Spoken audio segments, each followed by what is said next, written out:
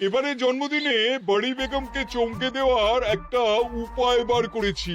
উজির, বলো তো দেখি কি উপায়? নবাবের সাজিশের হদিশ পাওয়া আমার বুদ্ধিতে বহুত বড়িয়া কোনো মতলব আছে। এবারে বেগমের জন্মদিনে বিরাট একটা উৎসব করব।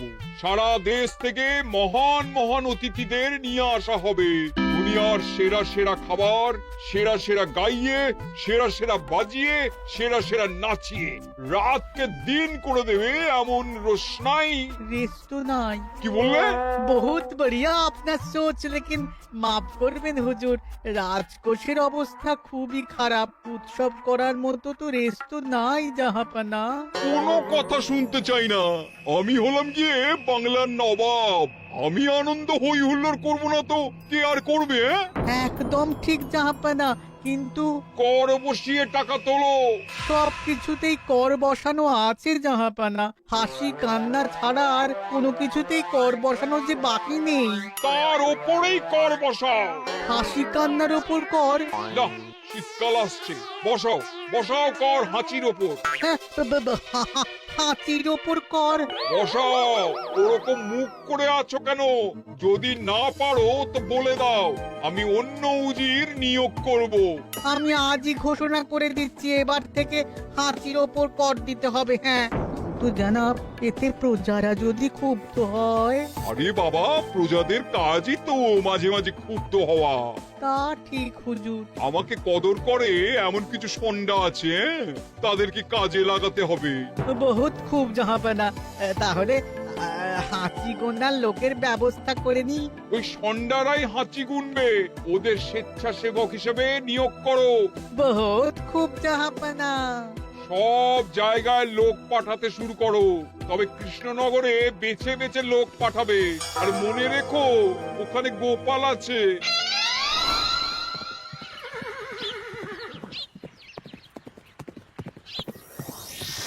সব জায়গায় কর আদায়কারী পাঠিয়ে দেওয়া হয়েছে জাহাপানা।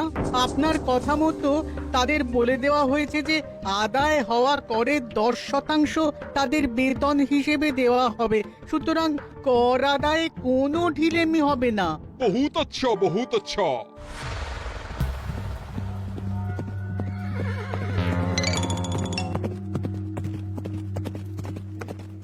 হ্যাঁ, তুমি ঠিক পড়েছো তো মন্ত্রী?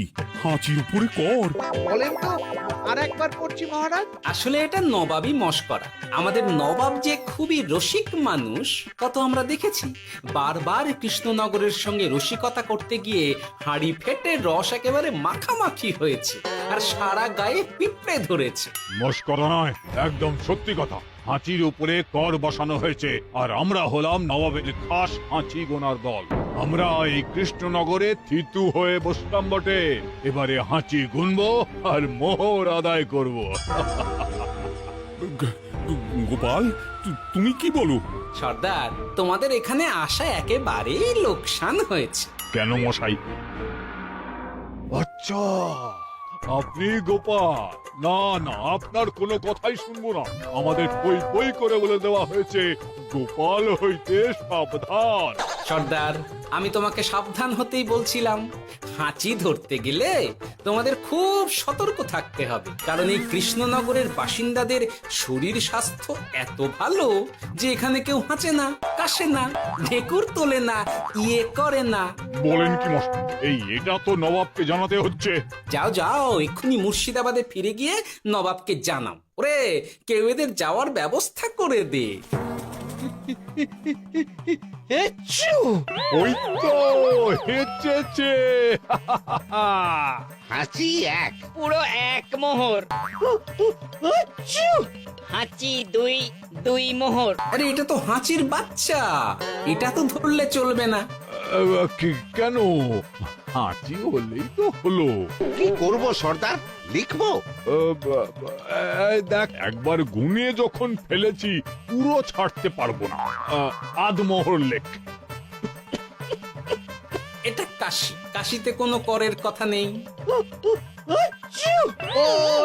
ওরে লেখ লেখ লেখ লেখ লেখ। হাঁচি তিন, পুরো এক মোহর।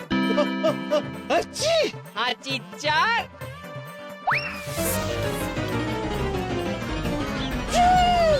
হাঁচি 5, লেখো। হাঁচি 6,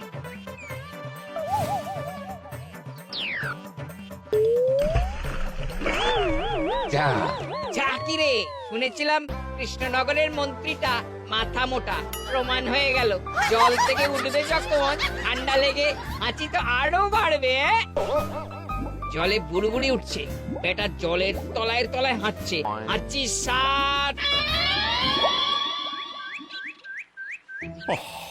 এখনো তো ফিরলো না, বেলা গড়িয়ে দুপুর হয়ে গেল।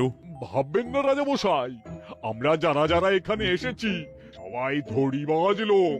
মন্ত্রীর হাঁচি নিংড়ে নিয়ে ফিরবে। ছি ছি ছি ছি ছি ছি ছি ছি ছি। কি হলো গোপাল? আমরা কৃষ্ণনগরের প্রবাদ প্রতিম আতিথেয়তার অসম্মান করেছি মহারাজ। কেন?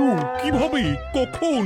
এখন মহারাজ, এখন এনারা সেই সুদূর মুর্শিদাবাদ থেকে এসেছেন, আর আমরা এতক্ষণ শুধু অন্য কথাই বলে চলেছি, এনাদের আপ্যায়নের ব্যবস্থা করিনি। তাই তো। মহারাজ, আপনি ব্যস্ত হবেন না। এই কে আছো?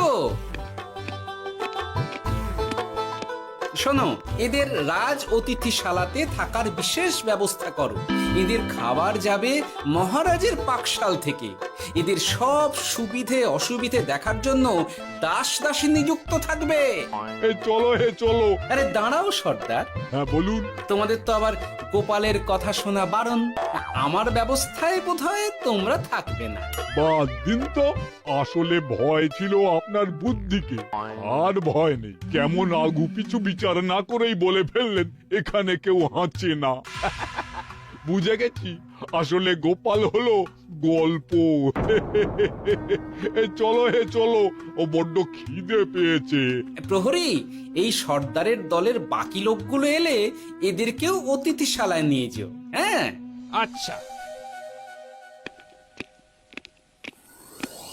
এ কি গোপাল, এই রক্তচোষাগুলোর জন্য তুমি রাজনিবাস আর রাজভোগের ব্যবস্থা করে দিলে? গোপাল কার পক্ষে মহারাজ? এতক্ষণ গোপালের সব কাজ তো কৃষ্ণনগরের বিপক্ষে গেল। বটেই তো, আমি মনে মনে গণনা করে দেখলাম গোপালের শুল যোগ শুরু হয়েছে। আগামী 1 যুগ ধরে গোপাল যেখানে থাকবে সেখানে রাহুর প্রকোপে দুঃখ দারিদ্র মহামারী একসঙ্গে এসে ধরা পড়বে। মহারাজ, গোপাল কখনো কৃষ্ণনগরের খারাপ ভাবেনি। সে যখন ওই রক্তচোষাদের রাজভোগে রাখার ব্যবস্থা করেছে, তখন বুঝতে হবে এর মধ্যে একটা ঘোরতর পেঁচ আছে। গোপালই তাহলে বলুক, কি পেঁচ? মহারাজ, মানুষ বিলাসের সুযোগ পেলে কাজ ভুলে বিলাসেই ডুবে থাকে। কত সম্রাট মহাসম্রাট বিলাসিতায় ডুবে কত সাম্রাজ্য মহাসাম্রাজ্য ভেঙে টুকরো করেছে। এরা তো নবাবের পাঠানো কিছু মূর্খ বালক মাত্র মহারাজ। এদের রাজভোগে ডুবিয়ে দিলে হাঁচির কথা কি এদের মনে থাকবে?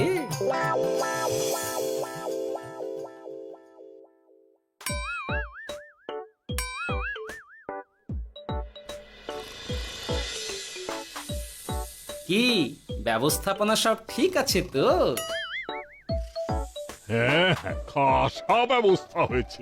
আপনারা আমাদের অতিথি বলে কথা, আরাম করুন।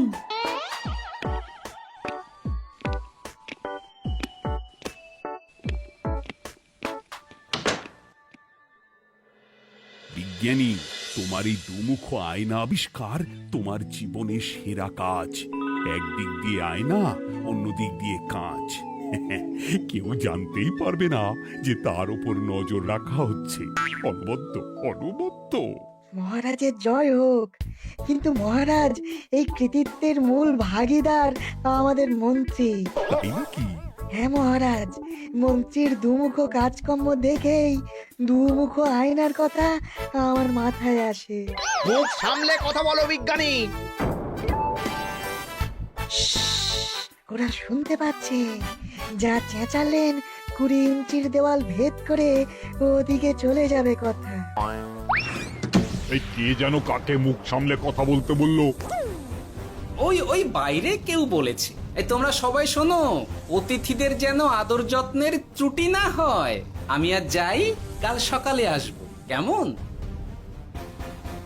গোপালকে নিয়ে নবাব আর উজির যেমন ভয় দেখিয়ে দিয়েছিল, গোপাল কিন্তু সেরকম নয়। এই তোরা কি বলিস?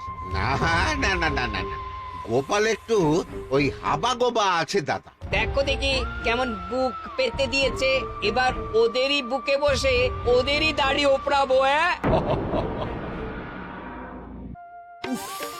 গোপালের জবাব নেই, ঠিক সামলে দিল।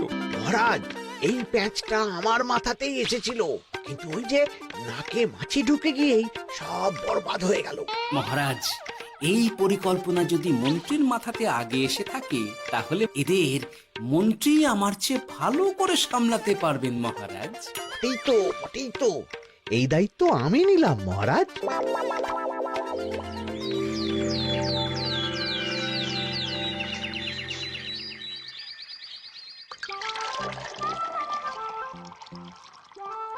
আহা, সকালে ঘুম থেকে উঠে এই রকম বেলের পানা যেন স্বর্গের অমৃত। আছে আছে, আরো আছে। পানীয়, খাদ্য, আরাম, আয়েশ, যত চাও তত পাবে। এ কি, আপনি গোপাল কোথায়? মহারাজ বিবেচনা করে দেখেছেন যে মহামান্য অতিথিদের পরিচর্যার ভার গোপালের মতো একজন ভাঁড়ের পক্ষে বহন করা সম্ভব নয়, তাই এই দায়িত্ব আমাকে দেওয়া হয়েছে। কিন্তু কোনো কিন্তু নেই সর্দার, আমি যে খানা পিনা নাচা গানা আমোদ আহ্লাদের ব্যবস্থা করেছি দেখে তুমি চমকে যাবে। দেখা নয় বিজ্ঞানী, এবার শুধু কাজের সময়। কাল মন্ত্রীর উপর ওদের ভার ছেড়ে দিয়ে কৃষ্ণনগরের যে সর্বনাশটি করেছো, কোনো কাজ করে আর সেটিকে সামলানো যাবে না। হ্যাঁ, আহা, তোমার দেখছি মন্ত্রীর উপরে একটুও আস্থা নেই। ঠিক কি প্যাচ করছো বলো তো? প্যাচের কথা পরে হবে, তোমাকে যত তাড়াতাড়ি সম্ভব হাঁচির ওষুধ আবিষ্কার করতে হবে। হাঁচির ওষুধ? হ্যাঁ, হাঁচির ওষুধ। ওভাবে দেখছো কি বন্ধু? তোমাদের কাজের সব দায়িত্ব এখন আমার কাঁধে। তোমরা আমোদ করবে আর আমি কর আদায় করে তোমার হাতে এনে তুলে দেব। সর্দার, এর মধ্যে একটা চাল আছে মনে হচ্ছে। কি আর আমি বুঝিনি। এখন কি করবে? বিশ্বাস করে আদায় উসুলের ভার এর উপরে ছেড়ে দেবে? পাগল নাকি? মন্ত্রী মশাই, বলো বন্ধু। বলছিলাম আর দেরিতে কাজ কি?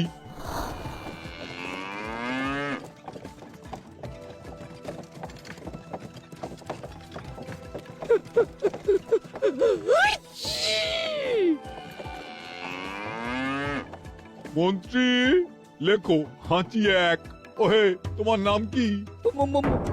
মন্ত্রেশ্বর উজুরি আগে। লিখুন মন্ত্রী মশাই, নাম লিখুন।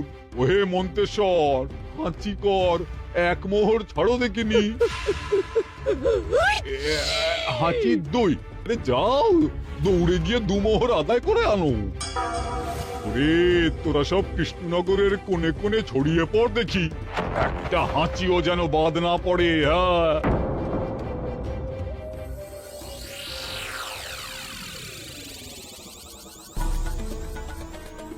এটা হুজুরে আলা বর্ধমান, খাম্বাস এবং কৃষ্ণনগর থেকে। চমৎকার চমৎকার। তাহলে গোপাল কিছু করতে পারেনি, আমাদের যুব শক্তি কৃষ্ণনগরকে পুরো নিংড়ে নিয়ে আসছে। মহারাজ কৃষ্ণচন্দ্রের একটা আবেদন আছে জানাব। এই হাঁচি করের 30% যদি ওই রাজ্যকে দেওয়া যায়, তাহলে আদায় উসুল আরো ভালো হবে। ওরা বলেছে যে আপনি যদি 30% দেন, তাহলে কর আদায় একেবারে জান লড়িয়ে দেবে। মঞ্জুর মঞ্জুর। আর একটা আর্জি আছে হুজুর, কৃষ্ণচন্দ্র কদিন বাদে নবাবকে কৃষ্ণনগরে আমন্ত্রণ জানিয়েছে। কেন?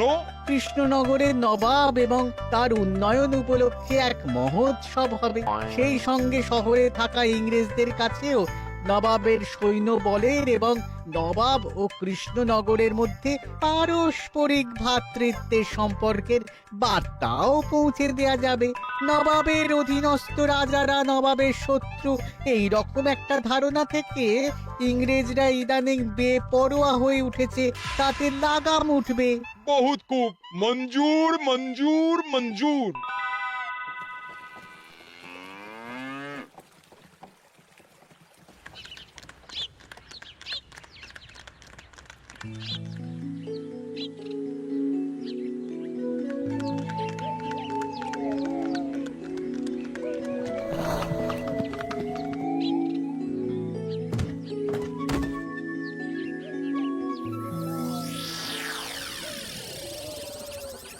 কি ব্যাপার গোপাল? জাহাপনা বলুন, কি খিদমত করব? আমি যা বলবো তাই করবে।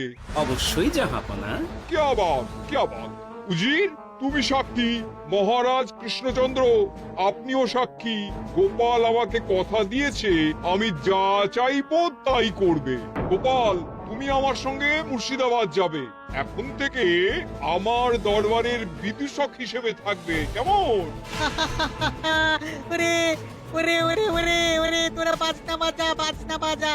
এখন থেকে গোপাল আর কৃষ্ণনগরের নয়, গোপাল মুর্শিদাবাদের। চড়ছে বাজা।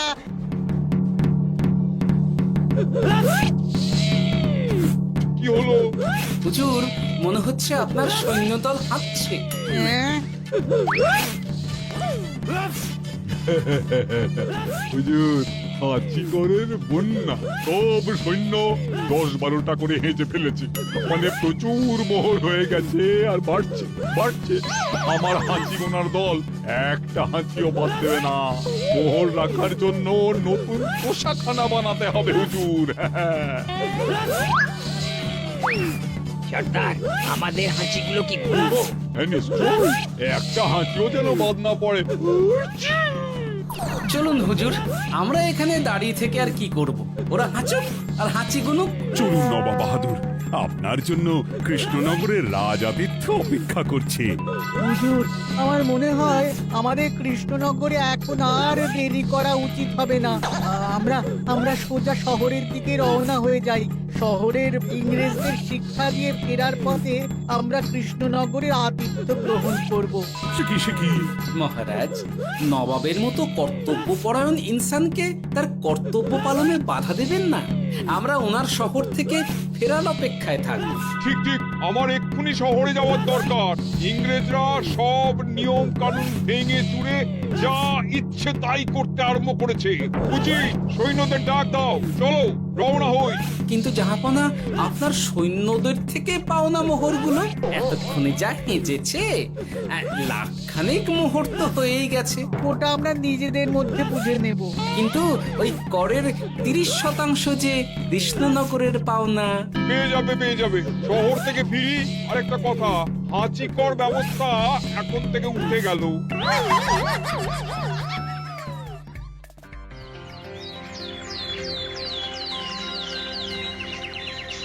মহারাজ, কিভাবে গোপাল ভাঁড় মহাশয় নবাবের উন্মাদের মতো জারি করা ওই হাঁচিকর থেকে আমাদের সকলকে রক্ষা করেছেন তা আমরা সকলেই জানি।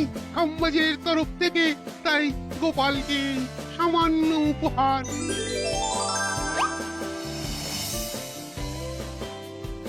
ওহ গোপাল, সত্যি তোমার জবাব নেই। কিছুই হতো না যদি না বিজ্ঞানী ওই হাঁচি চূর্ণ আবিষ্কার করত। এই উপহারের অর্ধেক কিন্তু বিজ্ঞানী। সবই তো বুঝলাম, নবাবকে সৈন্য সহ নিমন্ত্রণ থেকে সৈন্যদলকে হাঁচি চূর্ণ মাখানো চাঁদোয়ার তলায় ঢোকানো পর্যন্ত। কিন্তু চাঁদোয়া থেকে হাঁচি চূর্ণ ঝরে পড়লো কি করে, সেটাই তো বুঝলাম না। এটা তুমি বলো বিজ্ঞানী। শব্দে বাতাসে কম্পন তৈরি হয়। গোপালের হাততালিতে আমার ঘরের শাড়ি থেকে হাঁচির জন্য ঝরে পড়েছিল। এখানে চাঁদোয়া থেকে ঝরে পড়েছিল বাজনার শব্দে। কি ব্যাপার বিজ্ঞানী, তুমি এখন ছেলে খেলা করছো? হাঁচির ওষুধ হয়ে গেছে। হয়ে গেছে? মূল উপাদান তামাক, গোলমরিচ আর আলকুশির গুঁড়ো। কাজ হবে? হাততালি দাও। কাজ হলো। ব্যাপারটা কি হলো? ওই শাড়িটাতে হাঁচি চূর্ণ মাখানো আছে। তোমার হাততালির শব্দের কম্পনে ঝরে ঝরে পড়েছে। একবার নাকের কাছে এলে পিঁপড়ে থেকে পিশাচ হাঁচতেই হবে, হাঁচতে হবেই হবে। নবাব যদি বাজনা বাজাতে না বলতো।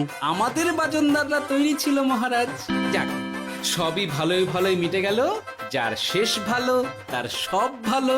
ব্যাস, এখন শুধু একটাই কাজ বাকি। নবাবের কাছ থেকে পরে 30% বাবদ পাওনা মোহর মুর্শিদাবাদে গিয়ে নবাবের কাছ থেকে তুমি নিয়ে আসবে। আচ্ছা মহারাজ।